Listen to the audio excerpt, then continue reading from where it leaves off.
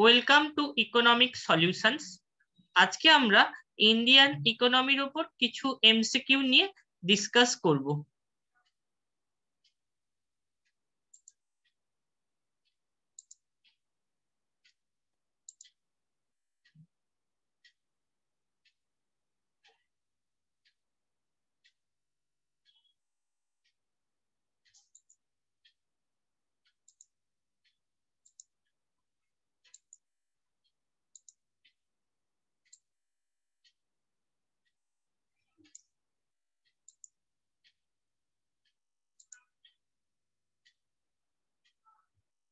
আজকের যে ফার্স্ট কোশ্চিনটা আমরা আসছি এখানে, the income method for estimating national income is also known as.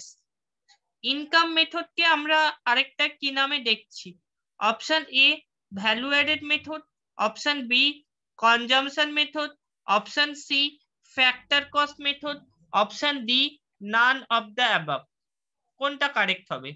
Income census method for estimating national income is also known as. তো correct answer এখানে হচ্ছে factor cost method. Factor cost method হচ্ছে correct answer. কেন? কারণ হচ্ছে আমরা income census মেথডের ক্ষেত্রে কি দেখছি, ইকোনমিতে মেনলি যেগুলো ফ্যাক্টরস অফ প্রোডাকশন আছে, মেনলি আমরা ইকোনমিতে চারটে ফ্যাক্টরস অফ প্রোডাকশন দেখি। কি কি? Land, labour, capital, organisation. Land, labour, capital আর হচ্ছে অর্গানাইজেশন। এই যে ফ্যাক্টরস অফ প্রোডাকশন আছে, এগুলো থেকে যে আর্নিং হচ্ছে, মানে ল্যান্ড থেকে আমরা কি পাচ্ছি? ল্যান্ড থেকে আমরা পাচ্ছি হচ্ছে টোটাল, ল্যান্ডের পার্ট থেকে আমাদের আসছে টোটাল রেন্ট, প্লাস যদি আমরা দেখি লেবার থেকে কি পাচ্ছি, লেবার থেকে আমরা ওয়েজ পাচ্ছি। তো এখান থেকে আসছে আমাদের টোটাল ওয়েজেস। ক্যাপিটাল থেকে আমরা কি পাচ্ছি?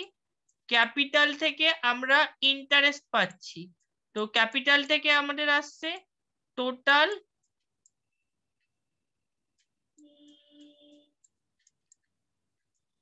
ইন্টারেস্ট।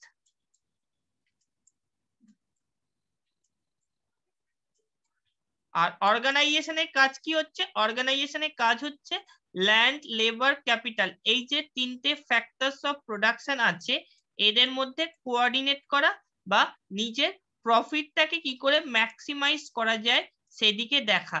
তো অর্গানাইজেশন থেকে আমরা পাচ্ছি টোটাল প্রফিট। কাজেই এই যে ইকোনমিতে মেনলি চারটে ফ্যাক্টরস অফ প্রোডাকশন আছে, সেই চারটে ফ্যাক্টরস অফ প্রোডাকশন থেকে আমাদের যে আর্নিং হচ্ছে, সেগুলোকে আমরা সাম করলে ন্যাশনাল ইনকাম পাচ্ছি। তো এইটাকে আমরা বলে থাকি, যেহেতু ফ্যাক্টরস অফ প্রোডাকশন গুলোর থেকে যে আর্নিং হচ্ছে সেগুলোকে সাম করে আমরা ন্যাশনাল ইনকাম পাচ্ছি, সেই কারণে ইনকাম সেন্সাস মেথডের আরেকটা নাম হচ্ছে ফ্যাক্টর কস্ট মেথড। নেক্সট যে কোশ্চিনটা আমরা আসছি, কোশ্চিন নাম্বার 47। এখানে কিন্তু অ্যাকচুয়ালি আগের দুটো সেটের পর থেকে কন্টিনিউ করছি। সেট 3 এটা, আগের দুটো সেট, সেট 1 সেট 2 দেখে নেবে। যে ভিডিওগুলো অলরেডি আপলোড করা আছে তারপর থেকে কিন্তু কন্টিনিউ হচ্ছে। নেক্সট যে কোশ্চিনটা আমরা আসছি, on which commissions recommendations Reserve Bank of India was established. কোন কমিশনের রেকমেন্ডেশনে আরবিআই এস্টাবলিশড হয়েছে? আমরা জানি যে আরবিআই এস্টাবলিশড হয়েছে 1 এপ্রিল 1935-এ। কোন কমিটির রেকমেন্ডেশনে হয়েছে? আরবিআই কিন্তু হিলটন ইয়ং কমিশনের রেকমেন্ডেশনে এস্টাবলিশড হয়েছে 1 এপ্রিল 1935-এ under the RBI act 1934। 1934 RBI অ্যাক্টের উপর বেস করে।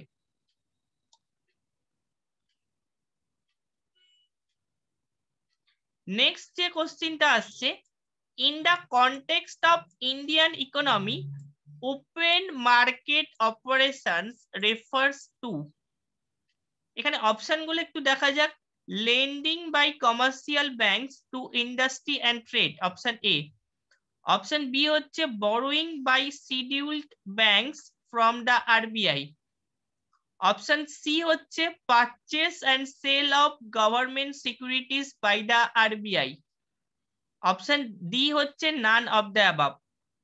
ওপেন মার্কেট অপারেশন আমরা যদি লক্ষ্য করি দেখতে পারবো ওপেন মার্কেট অপারেশন কিন্তু আরবিআই ক্রেডিট কন্ট্রোল পলিসির একটা ইনস্ট্রুমেন্ট।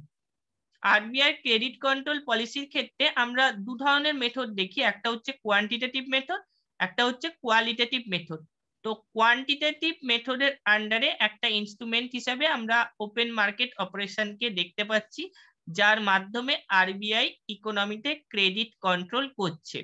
তো ওপেন মার্কেট অপারেশনের ক্ষেত্রে অ্যাকচুয়ালি আমরা কি দেখি, এই যে গভর্নমেন্ট যে ট্রেজারি বিল, গভর্নমেন্ট সিকিউরিটি যেগুলো ইস্যু করছে, সেগুলো আরবিআই প্রয়োজন অনুযায়ী কমার্শিয়াল ব্যাংক বা ফাইন্যান্সিয়াল ইনস্টিটিউশন গুলোকে আইদার সেল করছে অর পারচেস করছে। কাজেই এখানে আমাদের কারেক্ট অ্যান্সার হচ্ছে অপশন সি, মানে purchase and sell of government securities by the RBI. Option C হচ্ছে এখানে কারেক্ট অ্যান্সার। কাজেই ইনফ্লেশন যখন হচ্ছে ইকোনমিতে, ইনফ্লেশন কন্ট্রোল করতে গিয়ে আরবিআই কি করছে, ইনফ্লেশনকে কন্ট্রোল করতে গিয়ে আরবিআই ওপেন মার্কেট অপারেশনের ক্ষেত্রে কিন্তু গভর্নমেন্ট সিকিউরিটি কমার্শিয়াল ব্যাংকগুলোকে সেল করছে। কাজেই আরবিআই যখন গভর্নমেন্ট সিকিউরিটিজ কমার্শিয়াল ব্যাংকগুলোকে সেল করছে, তো অটোমেটিক্যালি আমরা দেখব সেক্ষেত্রে কমার্শিয়াল ব্যাংকের থেকে ফান্ড ট্রান্সফার হয়ে আরবিআই এর কাছে যাচ্ছে। তো সেক্ষেত্রে কমার্শিয়াল ব্যাংকের কাছে শর্টেজ অফ ফান্ড হচ্ছে, তো স্বাভাবিকভাবে ইকোনমিতেও কিন্তু মানি সাপ্লাই রিডিউস করছে। তো ইনফ্লেশন কন্ট্রোল করতে গিয়ে মানে ইনফ্লেশনারি সিচুয়েশনে আরবিআই গভর্নমেন্ট সিকিউরিটি কমার্শিয়াল ব্যাংকগুলোকে সেল করবে।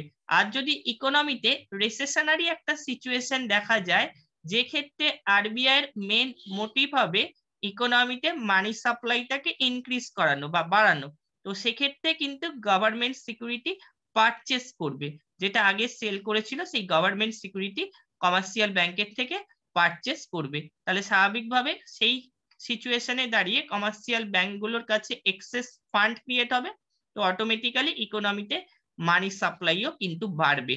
এই দুটো কেস আমরা দেখছি ওপেন মার্কেট অপারেশনের ক্ষেত্রে।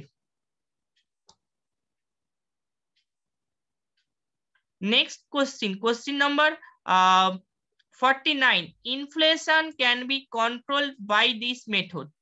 Option A, reducing SLR. Option B, reducing CRR. SLR means statutory liquidity ratio. Reducing CRR মানে cash reserve ratio. Option C, increasing bank rate. Option D, none of the above.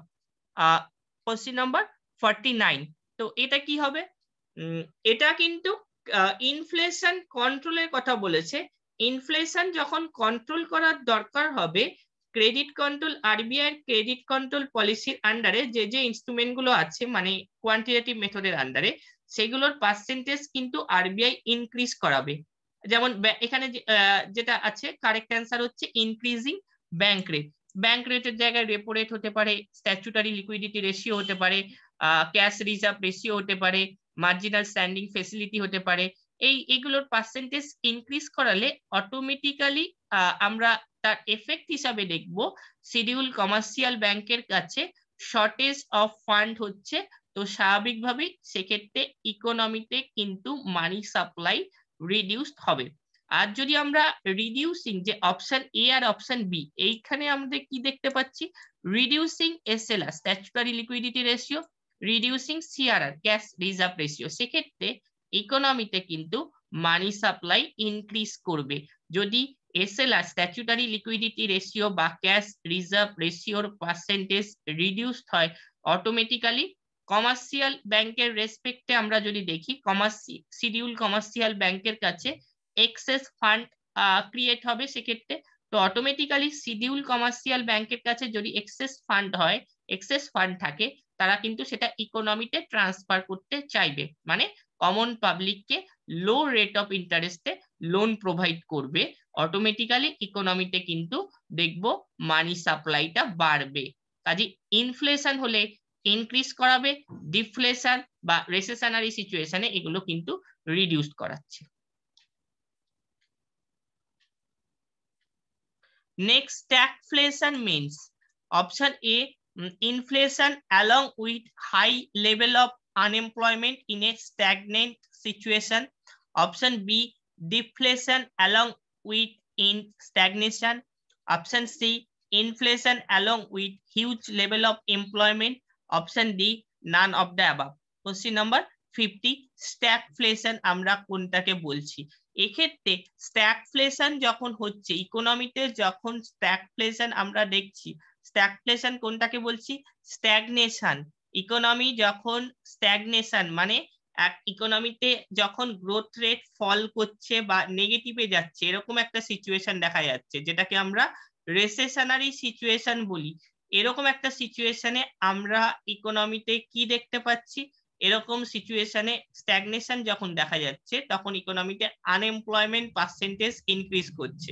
এই স্ট্যাগনেশনের পাশাপাশি বা economic স্লোডাউনের পাশাপাশি যদি particularly কিছু কিছু সেক্টরের ক্ষেত্রে আমরা যদি লক্ষ্য করি ইনফ্লেশন দেখা যাচ্ছে, তখন সেরকম একটা সিচুয়েশনকে আমরা বলবো স্ট্যাগফ্লেশন। মানে ইনফ্লেশন আমরা বলতে পারি, কারেক্ট অ্যান্সার কিন্তু হচ্ছে option A, inflation along with high level of unemployment in a stagnant situation. Option A হচ্ছে কারেক্ট অ্যান্সার। ইন্ডিয়ান ইকোনমির রেসপেক্টে ভাবলে প্রেজেন্ট যে সিচুয়েশন আছে, এখনকার যে সিচুয়েশন ইন্ডিয়ান ইকোনমিতে, সেটাকে আমরা অনেকটা স্ট্যাগফ্লেশনের সাথে কম্পেয়ার করতে পারি। নেক্সট হচ্ছে question number 51, Indian economy is developing economy, mixed economy, dualistic economy, all of the above. আমরা যদি ইন্ডিয়ান ইকোনমিক ক্যারেক্টারিস্টিক্স এর দিকে তাকাই, তাহলে কিন্তু প্রত্যেকটাই এক্ষেত্রে কারেক্ট হচ্ছে, মানে কারেক্ট অ্যান্সার কিন্তু হচ্ছে all of the above. Indian ইকোনমিকে আমরা ডেভেলপিং ইকোনমি বলছি, মিক্সড ইকোনমি বলছি, কেননা ইন্ডিয়ান ইকোনমির ক্ষেত্রে আমরা simultaneously public sector, private sector দুটো সেক্টরকেই লক্ষ্য করছি, দুটো সেক্টরের এক্সিস্টেন্সই আমরা লক্ষ্য করছি। সেই কারণে ইন্ডিয়ান ইকোনমিকে মিক্সড ইকোনমি বলছি। ডুয়ালিস্টিক ইকোনমি বলছি কারণ হচ্ছে ইন্ডিয়ান ইকোনমির ক্ষেত্রে একদিকে আমরা ট্র্যাডিশনাল ইকোনমি বা প্রিমিটিভ ইকোনমি যেটাকে বলছে, বা যেটাকে আমরা আন্ডার ডেভেলপড ইকোনমিও বলতে পারি, এই আন্ডার ডেভেলপড ইকোনমির ক্যারেক্টারিস্টিক্সটা যেরকম দেখছি side by side, developed economy বা মডার্ন ইকোনমিক ক্যারেক্টারিস্টিক্সও আমরা ইন্ডিয়ান ইকোনমির ক্ষেত্রে দেখতে পাচ্ছি। সেই কারণে ডুয়ালিস্টিক ইকোনমিও বলতে পারি। কাজেই এক্ষেত্রে দাঁড়িয়ে কারেক্ট অ্যান্সার কিন্তু তিনটেই হচ্ছে, এ বি সি, মানে আমাদের এখানে কারেক্ট অ্যান্সার আসছে all of the above.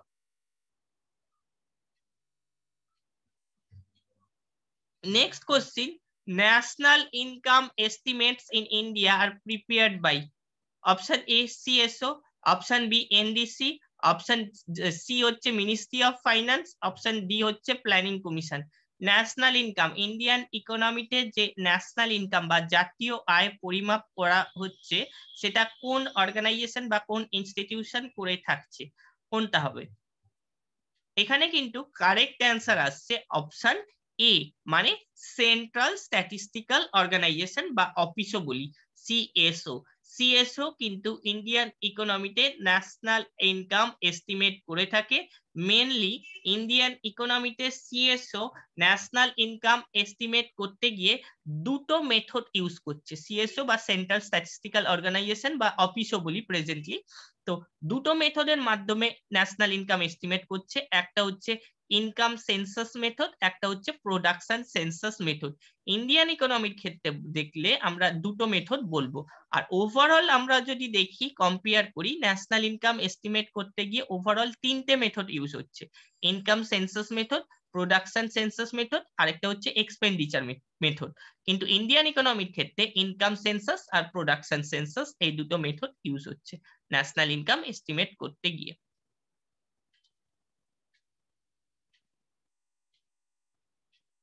Next আমরা যে কোশ্চেনটা আসছি আর কি। According to Phillips curve, which shows the relationship between option A, the rate of inflation and employment, option B, the rate of inflation and unemployment, option C, the rate of deflation and employment, option D, the rate of deflation and unemployment. Phillips কার্ভের ক্ষেত্রে আমরা কাদের মধ্যে রিলেশনটা দেখতে পাচ্ছি আর কি। এখানে যদি আমরা দেখি কারেক্ট অ্যান্সার কিন্তু হচ্ছে option B, rate of inflation and unemployment. Actually নিউজিল্যান্ডের ইকোনমিস্ট A.W. ফিলিপস ইউকের উপর ডেটা কালেক্ট করে একটা সার্ভে করেছিলেন। তো তাতে তিনি দেখিয়েছিলেন যে ইনফ্লেশন আর আনএমপ্লয়মেন্ট পার্সেন্টেজের উপর একটা নেগেটিভলি রিলেশন। তো রিয়েলিটিতে অ্যাকচুয়ালি আমরা যদি দেখি এই নেগেটিভ রিলেশনটা কিন্তু সবসময় রিয়েলিটিতে দেখলে পসিবল হচ্ছে না। কেন পসিবল হচ্ছে না? কেননা আমরা যদি হয়তো শর্ট টার্মে লক্ষ্য করলে দেখতে পারবো যে ইনফ্লেশন পার্সেন্টেজ যদি ইনক্রিজ করে তাহলে সেক্ষেত্রে আমার হাতে শর্ট টার্মে প্রোডাকশন ক্যাপাসিটি আছে, তো আমি প্রোডাকশনটাকে ইনক্রিজ করাবো ইনফ্লেশনটাকে কমাবার জন্য। তো প্রোডাকশনটাকে ইনক্রিজ করাতে গিয়ে শর্ট টার্মে আমার কিছু এমপ্লয়মেন্ট জেনারেট করাতে হচ্ছে, মানে আনএমপ্লয়মেন্ট পার্সেন্টেজ সেক্ষেত্রে হয়তো ডিক্রিজ করছে। শর্ট টার্মে দেখলে ইনফ্লেশন ইনক্রিজ করলে আনএমপ্লয়মেন্ট পার্সেন্টেজ ডিক্রিজ করার একটা পসিবিলিটি আমরা দেখতে পাচ্ছি। কাজেই শর্ট টার্মে এই রিলেশনটা রিয়েলিটিতে হচ্ছে। কিন্তু আমরা যদি লং টার্মে দেখতে যাই তাহলে দেখব ইনফ্লেশন যদি অনেকটা সময় ধরে ইনক্রিজ করে আমার হাতে যে প্রোডাকশন ক্যাপাসিটিটা আছে সেটা তো অলরেডি আমি ইউটিলাইজ করে ফেলবো, মানে ফুললি ইউটিলাইজ করে ফেলবো যে প্রোডাকশন ক্যাপাসিটিটা আমার হাতে আছে। তো স্বাভাবিকভাবে সেক্ষেত্রে কিন্তু আনএমপ্লয়মেন্ট পার্সেন্টেজ ডিক্রিজ করবে না। লং টার্মে ইনফ্লেশন ইনক্রিজ করলে আনএমপ্লয়মেন্ট পার্সেন্টেজ আইদার আমরা দেখব নিউট্রাল থাকছে অর দেখব নেগেটিভে চলে এসছে। কাজেই লং টার্মে এই রিলেশনটা রিয়েলিটিতে গিয়ে পসিবল হচ্ছে না।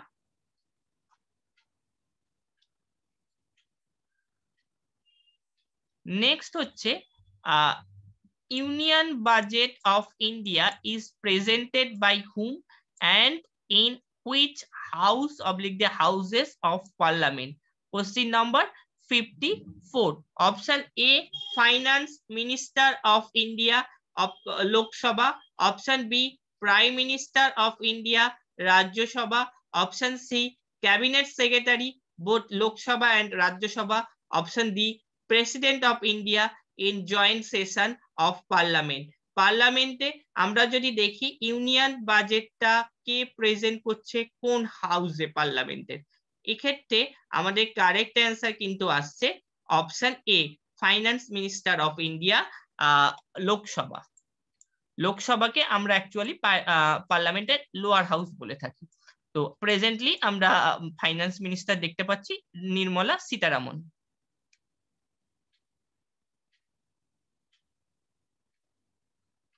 Next question. The main objective of International Monetary Fund's loan to India is to: option A, meet the balance of payment. Option B, increase agricultural production. Option C, decrease deficit in the union budget.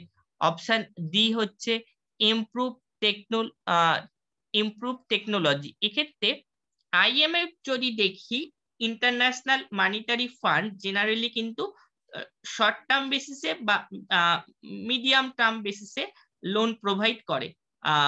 এরা কিন্তু লোনটা provide করছে ইন্ডিয়ার ক্ষেত্রে বললে option A হচ্ছে correct. মানে যদি কোনো কারণে ধরো দেখা গেল ব্যালেন্স অফ পেমেন্টের ক্ষেত্রে একটা বিশাল পরিমাণে ডেফিসিট দেখা যাচ্ছে, তো সেই ডেফিসিটের গ্যাপটাকে ফুলফিল করতে গিয়ে এরা কিন্তু শর্ট টার্ম বা মিডিয়াম টার্ম বেসিসে লোন প্রোভাইড করে থাকে। তো কারেক্ট অ্যান্সার হচ্ছে meet the balance of payment, option এ।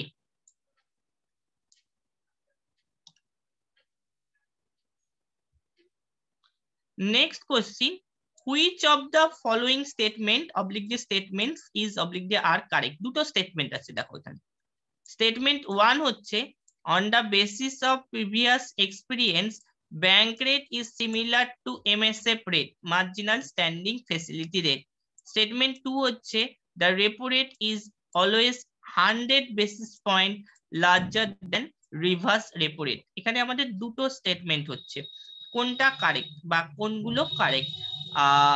আমরা যদি লক্ষ্য করি তাহলে দেখতে পারবো এখানে কিন্তু স্টেটমেন্ট 1টা কারেক্ট হচ্ছে। স্টেটমেন্ট 1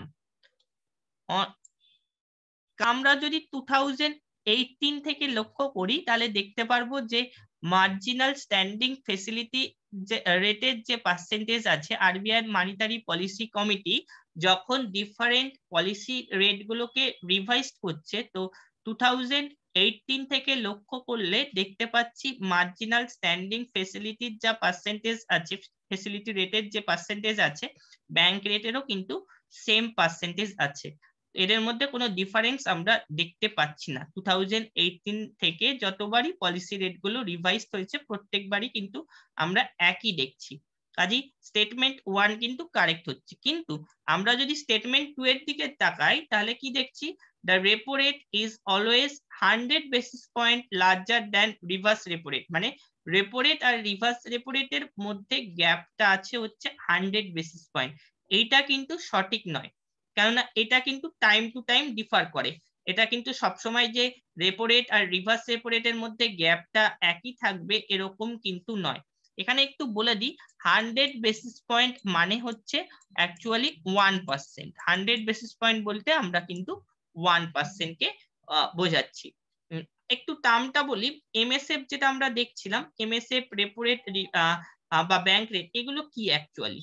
এগুলো প্রত্যেকটাই এমএসএফ বলো, রেপো রেট বলো, রিভার্স রেপো রেট বলো, ব্যাংক রেট বলো, এগুলো কিন্তু প্রত্যেকটাই আরবিআই ক্রেডিট কন্ট্রোল পলিসির এক একটা ইনস্ট্রুমেন্ট। রেপো রেট হচ্ছে যখন আরবিআই থেকে কমার্শিয়াল ব্যাংকগুলো শর্ট টার্ম বেসিসে লোন নিচ্ছে, সেটাকে আমরা রেপো রেট বলছি। মার্জিনাল স্ট্যান্ডিং ফেসিলিটি হচ্ছে যখন কোনো এমার্জেন্সি কন্ডিশনে কমার্শিয়াল ব্যাংকগুলো আরবিআই থেকে ওভারনাইট বেসিসে লোন নেয়, সেটাকে আমরা মার্জিনাল স্ট্যান্ডিং ফেসিলিটি রেট বলে থাকি।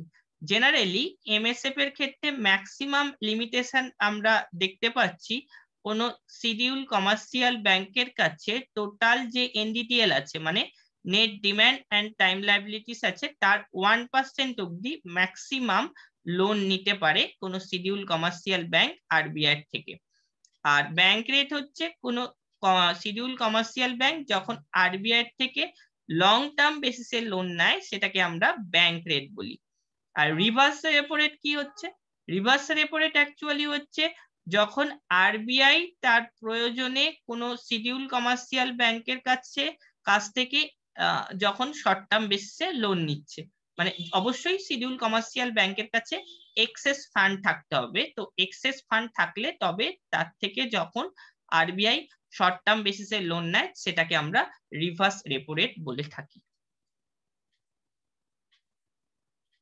Next question, which of the following pairs is correctly matched? Fiscal deficit GDP, primary deficit money supply, budget deficit revenue expenditure and receipts on revenue account, monetized deficit interest payment. Correctly match বলেছে, কোনটা correctly match করছে? এখানে আমরা যদি এক এক করে option গুলোকে দেখি, কারেক্ট অ্যান্সার কিন্তু আমাদের হচ্ছে option A, fiscal deficit related to GDP. একটু আমি এক্সপ্লেন করি জায়গাগুলোকে। বাজেট দেখো এক এক করে দেখছি। প্রাইমারি ডেফিসিট, এটা কিন্তু রিলেট হওয়া উচিত ছিল ইন্টারেস্ট পেমেন্টের সাথে। এটা কিন্তু কেননা fiscal deficit minus interest payment আমরা পাচ্ছি প্রাইমারি ডেফিসিট, তো এটা কারেক্ট নয়। বাজেট ডেফিসিট, এখানে কি পাচ্ছি? Revenue expenditure and receipts on revenue account. এটাকে আমরা অ্যাকচুয়ালি রেভিনিউ এক্সপেন্ডিচার আর রেভিনিউ রিসিপ্টের মধ্যে যে গ্যাপ, সেটাকে আমরা অ্যাকচুয়ালি বলে থাকি রেভিনিউ ডেফিসিট। এটাকে বলা হয়েছে বাজেট ডেফিসিট, তো এটা কারেক্ট নয়। মানিটাইজ ডেফিসিট যখন কোনো শিডিউল কমার্শিয়াল ব্যাংক আরবিআই থেকে সরি, যখন ধরো গভর্নমেন্ট তার প্রয়োজনে আরবিআই থেকে লোন নিচ্ছে, তখন সেটাকে আমরা মানিটাইজ ডেফিসিট বলছি। তো মানিটাইজ ডেফিসিটের সাথে ইন্টারেস্ট পেমেন্ট কিন্তু রিলেটেড নয়। তো এইটাও কিন্তু কারেক্ট নয়। কাজেই এ বি সি কোনোটাই আমাদের এখানে কারেক্ট হচ্ছে নয় না আর কি। Fiscal deficit related to GDP, এটা কিন্তু কারেক্ট। কেন?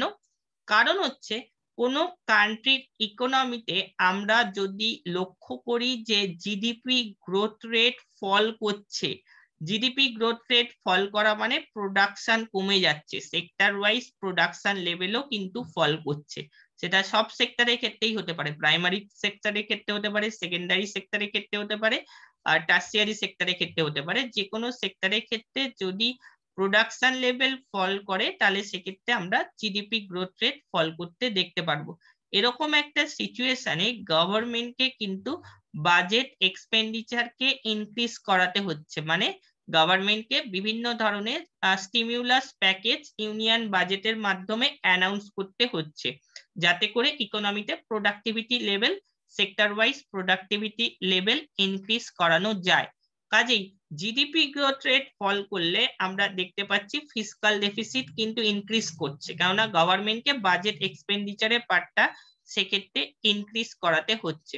আর ন্যাচারালি বাজেট রিসিপ্টের পার্টটা কম হচ্ছে বাজেট এক্সপেন্ডিচারের থেকে, কেননা যদি ইকোনমিতে প্রোডাকশন লেভেল ফল করে তো গভর্নমেন্টের ট্যাক্স কালেকশনও কমে যাচ্ছে। তো স্বাভাবিকভাবে ট্যাক্স কালেকশন কমলে বাজেট রিসিপ্টের পার্টও কমে যাচ্ছে, এক্সপেন্ডিচারের পার্টটা বেশি হচ্ছে, তো সেক্ষেত্রে ফিসকাল ডেফিসিটটা বেড়ে যাচ্ছে। যত জিডিপি গ্রোথ রেট ফল করবে তত কিন্তু আমরা দেখব ফিসকাল ডেফিসিট ইনক্রিজ করছে, এবং রিভার্স কেসটা দেখবো, জিডিপি ইনক্রিজ করলে ফিসকাল ডেফিসিট ফল করতে আমরা দেখতে পারবো। ফিসকাল ডেফিসিট অ্যাকচুয়ালি যেটা হচ্ছে government budget expenditure minus government budget receipt excluding borrowing and other liabilities, মানে এই বরোয়িং অ্যান্ড আদার লায়াবিলিটিস এর পার্টটা বাদ যাচ্ছে আর কি বাজেট রিসিপ্টের থেকে, এটাই।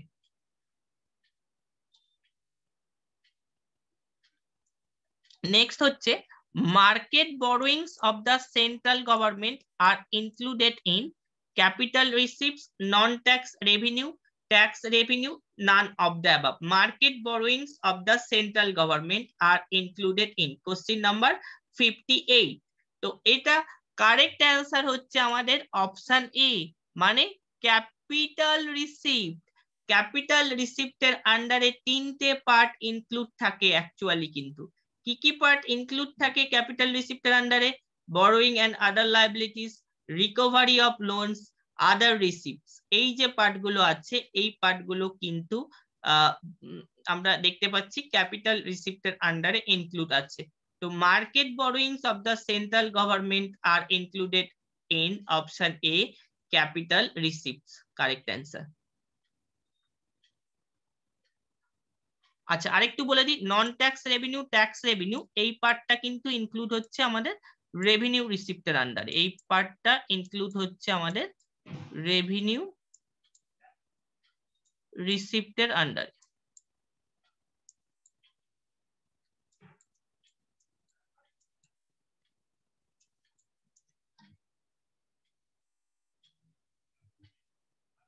নেক্সট কোশ্চিন আমরা যেটা আসছি, fiscal policy of India is implemented through option A, price mechanism, option B, economic planning, option C, union budget, option D, none of the above. Fiscal policy of India is implemented through, তো correct answer হচ্ছে আমাদের option C, union budget. কেননা fiscal policy ক্ষেত্রে আমরা যেটা দেখতে পাচ্ছি গভর্নমেন্টের ধরো এক্সপেন্ডিচারের পার্টগুলো, বাজেটে যে স্কিম পলিসি অ্যানাউন্স করছে এগুলো কিন্তু ফিসকাল পলিসিরই এক একটা পার্ট, বা ট্যাক্সেশনের ক্ষেত্রে যে স্ল্যাব গুলো চেঞ্জ করছে বা ট্যাক্সেশনের ক্ষেত্রে যে পার্সেন্টেজ গুলো চেঞ্জ করছে, এগুলো প্রতিটাই আমরা ফিসকাল পলিসির এক একটা পার্ট হিসাবে দেখছি। বা ধরো সাবসিডি যদি দিয়ে থাকে পার্টিকুলার কোনো সেক্টরকে, তো এগুলোও আমরা সবই কিন্তু আমরা ইউনিয়ন বাজেটের মাধ্যমে দেখতে পাচ্ছি। কাজেই ফিসকাল পলিসি কিন্তু ইমপ্লিমেন্টেড হচ্ছে through the union budget.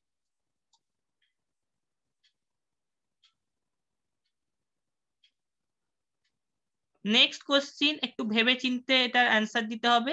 Question number 60, NNP-MP, net national product at market price. NNP-MP means net national product at market price.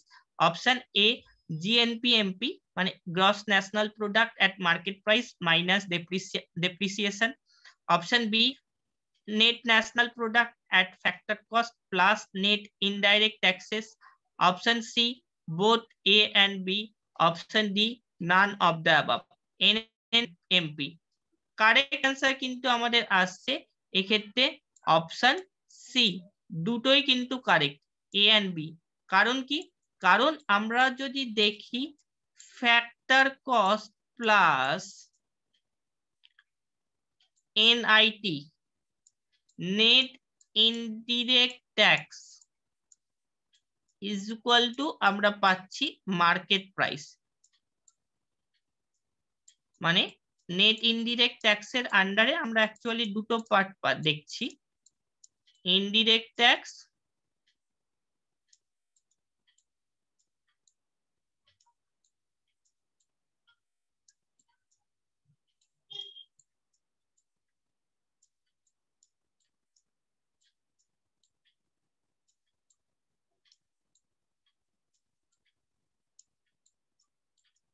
Minus subsidy. তো আমরা পাচ্ছি মার্কেট প্রাইস। মানে ফ্যাক্টর কস্টকে আমরা actually producers point of view থেকে দেখছি। প্রোডিউসারদের production করতে গিয়ে যে কোনো গুডস বা কমোডিটি যে কস্টটা বিয়ার করতে হচ্ছে সেটাকে আমরা ফ্যাক্টর কস্ট বলছি। আর মার্কেট প্রাইসকে আমরা কিন্তু সব সময় কনজিউমার পয়েন্ট অফ ভিউ থেকে দেখছি। মানে ফাইনাল স্টেজে কনজিউমাররা কোনো গুডস বা কোনো কমোডিটি পারচেস করতে গিয়ে অ্যাকচুয়ালি যে প্রাইসটা পে করছে সেটাকে আমরা মার্কেট প্রাইস বলছি। তো এখানে আমাদের অপশন বিটা কিন্তু ডেফিনেটলি কারেক্ট হচ্ছে, কেননা NNP-FC net national product at factor cost plus NIT is equal to, এখানে NNP আছে তো NNP-MP, তো এটা হচ্ছে কারেক্ট অ্যান্সার অবভিয়াসলি। অপশন এটাও কিন্তু কারেক্ট হচ্ছে, কেননা জিএনপি থেকে আমাদের যখন এনএনপি তে কনভার্ট করতে হচ্ছে, গ্রস ন্যাশনাল প্রোডাক্ট থেকে ডেপ্রিসিয়েশন কস্টটা বাদ দিলে আমরা নেট ন্যাশনাল প্রোডাক্ট পাচ্ছি। আর দুটো ক্ষেত্রেই যেহেতু এমপি আছে সেই কারণে কিন্তু এটাও কিন্তু কারেক্ট হচ্ছে। ডেপ্রিসিয়েশন কস্ট বলতে আমরা অ্যাকচুয়ালি কোনটাকে বোঝাচ্ছি, কোন একটা ফাইন্যান্সিয়াল ইয়ারে প্রোডাকশন করতে গিয়ে যে গুডস বা কমোডিটির পার্টটা ওয়েস্টেজ হয়েছে সেই ওয়েস্টেজ পার্টটাকে আমরা বলছি depreciation cost.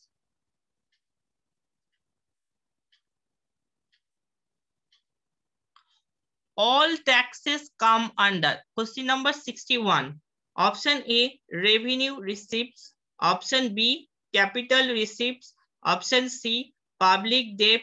Option D, both A and B. All taxes come under. Obviously এটা কিন্তু কারেক্ট অ্যান্সার হচ্ছে option A, revenue receipts. Actually আমরা যদি লক্ষ্য করি তাহলে দেখতে পারবো বাজেট রিসিপ্টের আন্ডারে দুটো পার্ট আছে, একটা হচ্ছে রেভিনিউ রিসিপ্ট, একটা হচ্ছে capital receipt. Revenue receipt budget রিসিপ্টের আন্ডারে আমরা যে রেভিনিউ রিসিপ্টটা দেখছি তার আন্ডারে আবার দুটো পার্ট দেখছি, একটা হচ্ছে ট্যাক্স রিসিপ্ট, একটা হচ্ছে নন ট্যাক্স রিসিপ্ট। এই যে রেভিনিউ রিসিপ্টের আন্ডারে যে ট্যাক্স রিসিপ্টের পার্টটা দেখছি এর আন্ডারে এই ট্যাক্স রিসিপ্টের মধ্যে আমরা ডিরেক্ট ট্যাক্স বা ইনডিরেক্ট ট্যাক্স সমস্ত ট্যাক্সেশন থেকে গভর্নমেন্টের যে রেভিনিউ কালেকশনটা হচ্ছে সেটা কিন্তু রেভিনিউ রিসিপ্টের ট্যাক্স রিসিপ্টের আন্ডারে আমরা দেখতে পাচ্ছি। কাজেই অল ট্যাক্সেস কাম আন্ডার রেভিনিউ রিসিপ্ট। আর নন ট্যাক্স রিসিপ্টের আন্ডারে আমরা কি দেখছি, ফিস, ফাইনস, রেমিটেন্সেস বা পাবলিক সেক্টর ইউনিট গুলোর যে প্রফিট হচ্ছে সেই প্রফিটের পার্টটা বা গ্র্যান্টস এর পার্ট, এই যে পার্ট গুলো আছে এগুলোকে আমরা নন ট্যাক্স রিসিপ্টের আন্ডারে দেখতে পাচ্ছি।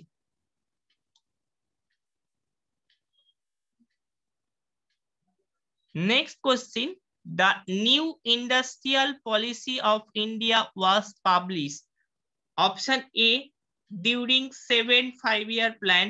Option B, during 8 5-year plan, option C during an annual plan, option D during 10th 5-year plan. New industrial policy of India. Correct answer কিন্তু হচ্ছে during an annual plan. Actually আমরা নিউ ইন্ডাস্ট্রিয়াল পলিসি দেখতে পাচ্ছি জুলাই 1991-এ, 24 জুলাই 1991-এ। তো এই সময় আমরা কিন্তু অ্যানুয়াল প্ল্যান দেখছি। কেন? কারণ হচ্ছে আমরা যদি একে একে টাইম পিরিয়ড গুলো দেখি, 7 5-year প্ল্যানের টাইম পিরিয়ডটা হচ্ছে 1985 থেকে 1990। আমাদের 8 5-year প্ল্যানের টাইম টেনিওরটা হচ্ছে আবার 1992 থেকে 1997। এটা হচ্ছে আমাদের 8 5-year প্ল্যানের টাইম টেনিওর। আমাদের অ্যানুয়াল প্ল্যানের টাইম টেনিওরটা আমরা কখন থেকে কখন দেখছি? 1990 থেকে 1992। এই সময় আমরা এই 7 আর 8 5-year প্ল্যানের যে মাঝখানের যে টাইমটা, যেটাকে আমরা বলছি ডিউরিং অ্যান অ্যানুয়াল প্ল্যান, মানে 7 5-year প্ল্যানটা শেষ হচ্ছে, 8 5-year প্ল্যানটা শুরু হচ্ছে, তার মাঝখানে ইন্ডিয়ান ইকোনমিতে ফাইন্যান্সিয়াল ক্রাইসিস হওয়ার জন্য 2 বছর কোনো 5-year প্ল্যান হয়নি। যে টাইমটা দেখছি 1990 থেকে 92, আর নিউ ইন্ডাস্ট্রিয়াল পলিসি হয়েছে 1991। কাজেই কারেক্ট অ্যান্সার হচ্ছে অপশন সি।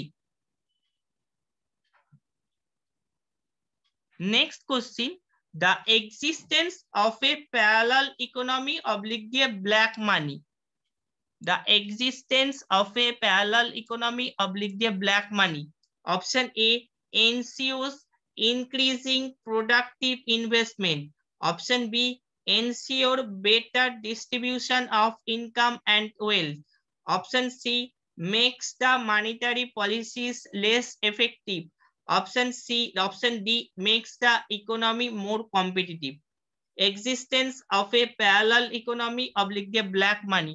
যদি ইকোনমিতে, যদি কোনো কান্ট্রির ইকোনমিক ক্ষেত্রে আমরা ব্ল্যাক মানি বা প্যারালাল ইকোনমি দেখি, তাহলে তার কোনো হিসেব, অ্যাকচুয়ালি তার কোনো ক্যালকুলেশন কিন্তু গভর্নমেন্টের কাছে থাকে না। মানে ইকোনমিতে কতটা ব্ল্যাক মানি বা ইকোনমিক ক্ষেত্রে কতটা ব্ল্যাক মানি আছে আর কি, সেটা কিন্তু কোনো ক্যালকুলেশন গভর্নমেন্টের কাছে বা কোনো কান্ট্রির সেন্ট্রাল ব্যাংক, মানে আমাদের কান্ট্রির রেসপেক্টে দেখলে আরবিআই এর কাছে থাকে না।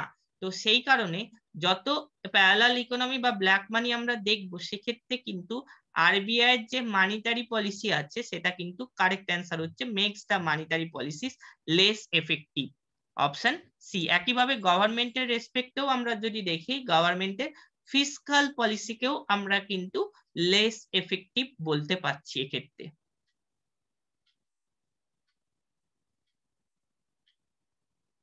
Next question, economic reforms policy gives utmost emphasis on. Economic reforms policy gives utmost emphasis on. Option A import restriction. Option B export promotion and import liberalization. Option C import substitution. Option D none of the above. Economic reform policy বলেছে, question number 64। তো economic reform আমরা 1991-এই Indian ইকোনমির রেসপেক্টে দেখলে আমরা 1991-এই কিন্তু দেখতে পাচ্ছি economic reform বা new economic policy.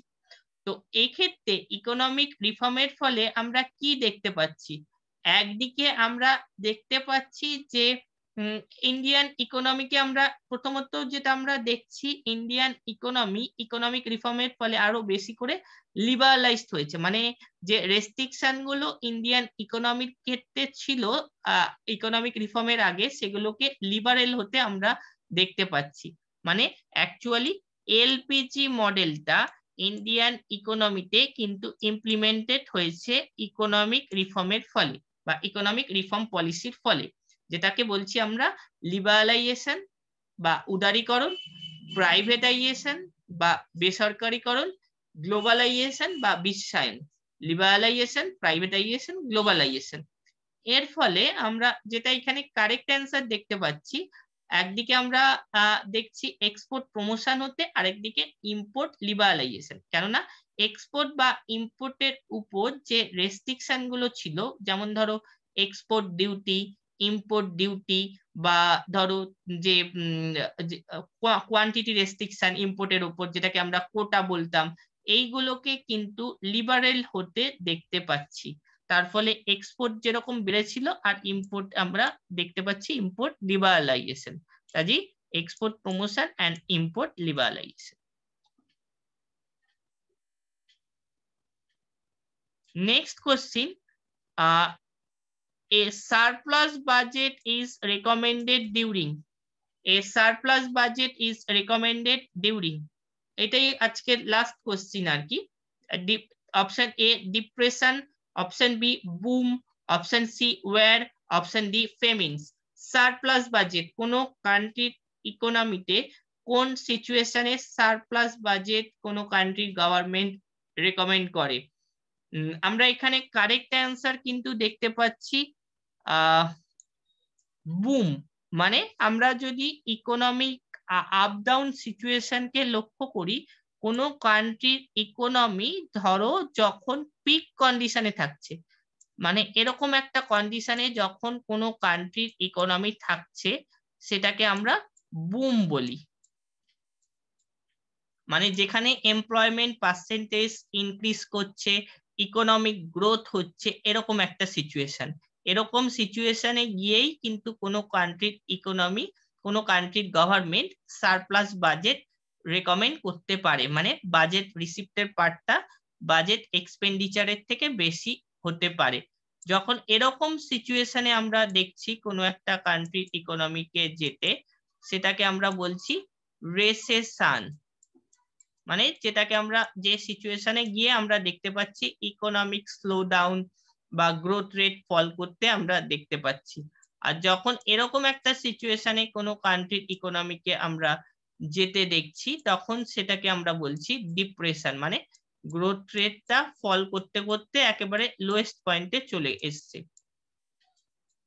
এরকম সিচুয়েশনে আনএমপ্লয়মেন্ট পার্সেন্টেজটাও আমরা লোয়েস্ট পয়েন্টে আর কি আসতে দেখবো।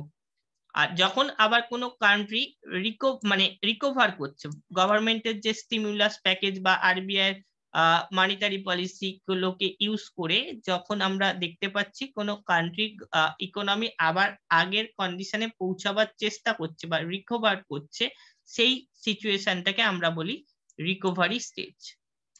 এটা হচ্ছে রিকভারি স্টেজ। আবার যখন কোনো কান্ট্রির ইকোনমি পিক কন্ডিশনে পৌঁছাবে, সেটাকে আবার আমরা বুম বলছি। তো এই যে ইকোনমিক আপ ডাউন কোনো কান্ট্রির ইকোনমিতে আমরা দেখতে পাই, সেটাকে আমরা কি বলি? সেটাকে আমরা বলে থাকি বিজনেস সাইকেল, বিজনেস সাইকেল বা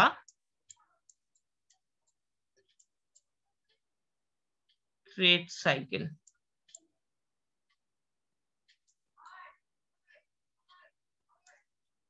তো আজকে মোটামুটি এই অবধি আমাদের এমসিকিউ ডিসকাশন ছিল। সবাইকে বলবো যে চ্যানেলটাকে অবশ্যই ইকোনমিক সলিউশনস এই ইউটিউব চ্যানেলটাকে অবশ্যই সবাই সাবস্ক্রাইব করে রাখো, যাতে আমি এর পরবর্তী যে এর পরেও পরপর আমি অবশ্যই সেট নিয়ে ডিসকাস করতে থাকবো, এমসিকিউ ডিসকাস করতে থাকবো। তো সেগুলো কিন্তু তোমরা ফলো করতে পারবে যদি চ্যানেলটাকে সাবস্ক্রাইব করে রাখো।